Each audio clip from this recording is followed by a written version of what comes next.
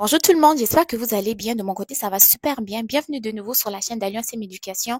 Dans la vidéo d'aujourd'hui, nous allons parler du Canada. Pourquoi est-ce que les gens décident de quitter le Canada?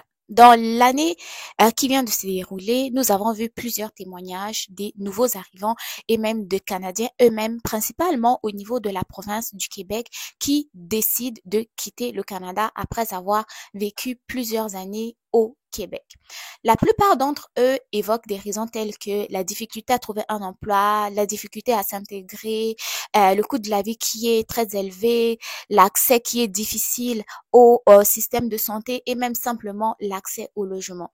Et donc, je me suis demandé, mais qu'en était-il du Canada anglophone? Qu'est-ce qui se passe dans les autres provinces et territoires canadiennes?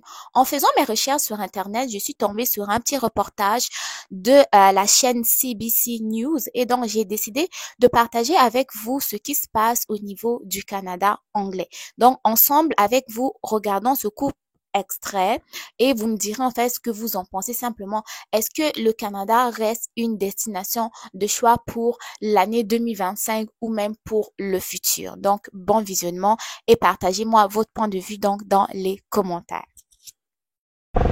It's the #1 concern right across the country, affording somewhere to live.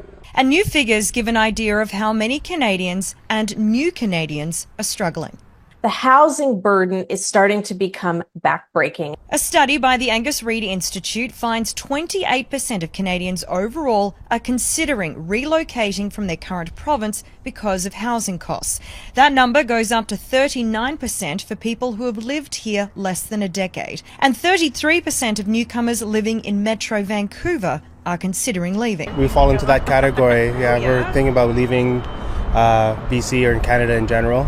AJ was born in Canada. His wife is from Japan. They're considering leaving due to the cost of living. But when it comes to actually putting them to daycare, it's cheaper to be a homestay mom than putting them to daycare. The study also found Alberta is the most popular domestic spot to relocate to at 18%, while 27% would just leave the country. We can't have the lifestyle, we can't have the housing, we can't have the freedom, we can't have the free time, we can't have anything like what we had in Texas. Renters living in cities are having the toughest time, regardless of where they were born. The fact that these people want to get up and leave, about 40% of renters compared to something like only 16% of people who own a home in this country, it really does tell the story in terms of the haves and the have-nots. Last month, an Ipsos poll found more than 80% of Canadians cannot afford to buy a home, and now even renting is at the tipping point.